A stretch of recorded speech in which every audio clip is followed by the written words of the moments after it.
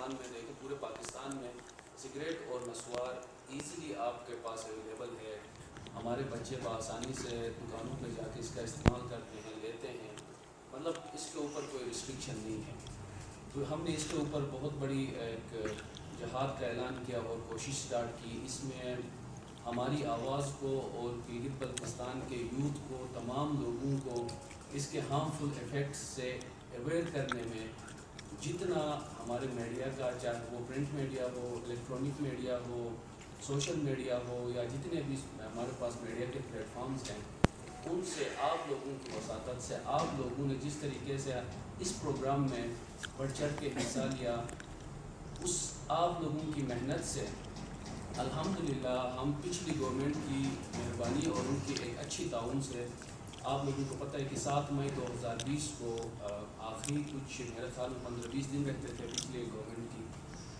تو tobacco control act 2020 Gilgit Baltistan approval ہو گیا. یہ جو بل تھا وہ پاس ہو گیا. آج کا مقصد بھی اس بل کے حوالے سے ہے کہ اس بل کے یہاں پہ گلگت بلتستان میں امپلیمنٹ ہونے کے بعد ہم اپنی نوجوان, اپنی جو نئی نسل ہے, ان کو کتنا منشیات سے بچا سکتے ہیں, محفوظ رکھ سکتے ہیں. اس کے حوالے سے آپ لوگوں کی وساطت سے ہم اپنی نوجوان نسل تک یہ پیغام پہنچانے کی کوشش کریں گے کہ گلگت بلتستان میں ٹباکو کنٹرول ایکٹ جو 2020 ہے وہ کس چیز کو کور کرتا ہے, اور یہ ہماری نیو جنریشن کے لیے اور گلگت بلتستان گورنمنٹ کے لیے اور تمام جو ہمارے عوام ہے ان کے لیے یہ کتنا فروٹفل ثابت ہو سکتا ہے. ٹباکو کنٹرول ایکٹ 2020 کا گلگت بلتستان میں اس کے بل کو پاس کرنے کا اصل مقصد جو تھا وہ یہ تھا کہ جب ہم نے پروجیکٹ سٹارٹ کیا تو ہمارے لیے بہت سارے کنسیکوینسز کا سامنا کرنا پڑا ٹباکو مافیا کی طرف سے بھی, کیونکہ گلگت بلتستان میں جو ہمارے پاکستان کے جو فیڈرل جو ہمارے لاز ہیں وہ ان میں سے کوئی ایک بھی لا نہیں تھی جو ایکسٹینڈڈ تھی, جس کی یہاں پہ امپلیمنٹیشن تھی یا جس کے اوپر یہاں پہ ہماری ایڈمنسٹریشن کام کر سکتی تھی. ایسا کچھ بھی نہیں تھا, ہمارے پاس لا نہیں تھا. تو سب سے پہلے بات یہ تھی کہ لا کا ہونا لازمی تھا, اس لیے ہم نے یہ ورک کیا اور انشاءاللہ اب اس کی امپلیمنٹیشن سٹارٹ ہوگی. ساتھ ساتھ میں ہمارے جو گلگت بلتستان کے گورنر صاحب ہیں جناب راجہ جلال حسین مقبول صاحب کا انتہائی مشکور ہوں کہ انہوں نے 2 جولائی 2020 کو اسمبلی سے اس بل کے پاس ہونے کے بعد انہوں نے اس کی اپروول دے کے اب یہ ٹباکو کنٹرول ایکٹ گلگت بلتستان منظور ہو چکا ہے, اور یہ ایکٹ اب امپلیمنٹیشن کے لیے اس میں جتنے بھی اسٹیک ہولڈرز ہیں, جیسے انفارمیشن ڈپارٹمنٹ ہے, ہمارا ایکسائز اینڈ ٹیکسیشن ہے, لا ڈپارٹمنٹ ہے, اب یہاں پہ اس کی پالیسیز بن رہی ہے. انشاءاللہ ہم کو امید ہے کہ 1 مہینے کے اندر جب اس کے جو مؤثر پالیسیز ہیں وہ واضح ہوں گے تو اس کی امپلیمنٹیشن سٹارٹ ہوگی. اس میں جو چند چیزیں ہیں, جو مین چیزیں ہیں, میں وہ آپ کو بیان کروں کہ ہم نے ایک آبزرویشن سروے کیا تھا. اس میں ہم نے دیکھا کہ ہم نے بہت سارے اسکولز کی کینٹین ایسے دیکھے جہاں پہ سگریٹ اور نسوار ایزیلی ملتا تھا. اسپتالوں میں آپ جاتے ہیں, اسپتالوں کے اندر جو پیشنٹس کے ساتھ جو اٹینڈنٹ آتے ہیں وہ اوپنلی سگریٹ پیتے ہیں اسپتالوں کے پریمیسز کے اندر. پھر جب آپ پبلک ٹرانسپورٹ کی طرف جاتے ہیں, پبلک ٹرانسپورٹ میں بھی اوپنلی سگریٹ کا استعمال ہوتا ہے, شاپنگ مالز میں, مارکیٹس میں, جہاں کہیں پہ بھی جائیں. اس ایکٹ کے بعد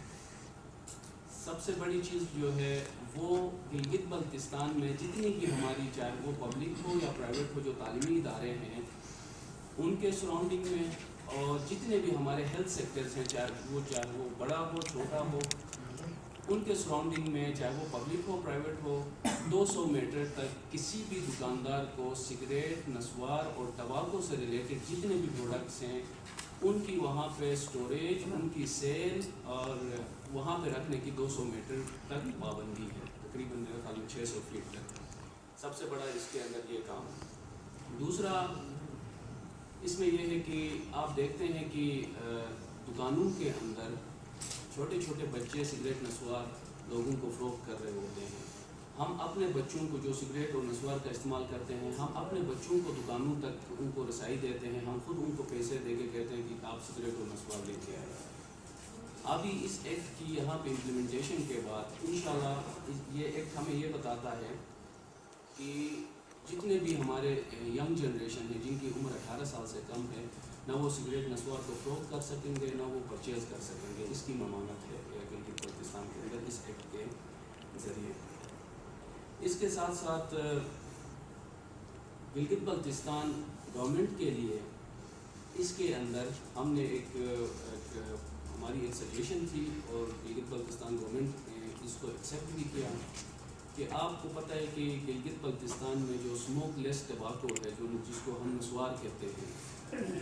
اسموک لیس ٹباکو پورے گلگت بلتستان میں مور دین 150 مینوفیکچررز ہیں. آج تک کوئی ایک ایسا ادارہ نہیں ہے کہ نسوار بنانے والی کمپنیاں یا جو چھوٹے چھوٹے فارمز ہیں وہ کس طریقے سے بناتے ہیں، اس کے اندر کیا چیزیں استعمال ہوتی ہیں، ان کے جو بنانے کی جو پریمیسز ہیں وہاں پہ صفائی کا کیا ہے، وہ کوئی آج تک کوئی چیک اینڈ بیلنس نہیں ہے. ان کے اوپر ریٹس کا بھی کسی نے پوچھا نہیں ہے. یہ اپنی مرضی سے اپنے ریٹس بڑھاتے ہیں اور مطلب فل ٹائم اس کی وائلیشن ہے. تو ہماری سجیشن تھی کہ گلگت بلتستان میں جو ٹباکو پروڈکٹس چاہے وہ سیل کرتے ہوں یا اس کی مینوفیکچرنگ، الحمدللہ ہمارے پاس تو سگریٹ مینوفیکچرنگ نہیں ہے لیکن نسوار کی مینوفیکچرنگ ہے، ان کو اس ایکٹ کی امپلیمنٹیشن کے بعد ان کی ریگولرائزیشن ہوگی. نسوار مینوفیکچررز کی بھی ریگولرائزیشن ہوگی. بغیر لائسنس کا کوئی نسوار نہیں بنا سکے گا. گلگت بلتستان کے اندر کوئی بھی شاپ کیپر ہو وہ بغیر لائسنس کے جو کہ ایکسائز اینڈ ٹیکسیشن لائسنسز کا اجرا کرے گی، جو کہ اینولی ایک ہینڈسم اماؤنٹ ہے ریٹیلر کے لیے. یہ لا ہمیں یہ بتاتا ہے کہ ایک ریٹیلر کو سگریٹ نسوار سیل کرنے کے لیے 12,000 روپے لائسنس فی پے کرنی پڑے گی، پھر وہ اینولی لائسنس رینیول ہوگا. اس کے ساتھ ساتھ جو نسوار سگریٹ کے بعد جو آپ کو پتہ ہے کہ سگریٹ اینولی اس کے اوپر ہمارے فیڈرل گورنمنٹ کی طرف سے ٹیکس اس کے اوپر انکریز ہوتے ہیں. اس کی مین ریزن یہ ہے کہ یہ جتنا زیادہ مہنگا ہوگا اتنا زیادہ ہمارے بچوں کی پہنچ سے دور ہوگا. تو گلگت بلتستان کے اندر ہم نے دیکھا کہ سگریٹ مہنگے ہونے کی وجہ سے زیادہ تر ہمارے جو نئی جنریشن ہے ان کے جیب میں نسوار بآسانی ہم نے دیکھا. تو اس کی روک تھام کے لیے یا اس کی پہنچ سے ہمارے نئی نسل کو دور کرنے کے لیے پھر ہم نے اور سجیشن دی کہ دنیا بھر میں آپ بخوبی اس سے واقف ہیں کہ دنیا بھر میں پولیتھین جو ہے جو پلاسٹک ہے اس کو کینسر کا کاز بتا کے کینسر کا کاز ہے. اس وجہ سے پولیتھین کے اوپر زیادہ تر ہمارے کنٹریز نے اس کو بین کیا ہے. جس طریقے سے ہمارے سامنے ایک ایگزامپل بھی ہے کہ گنزا کے اندر گنزا پلاسٹک فری ایک ہمارے سامنے ایک اچھا ایگزامپل ہے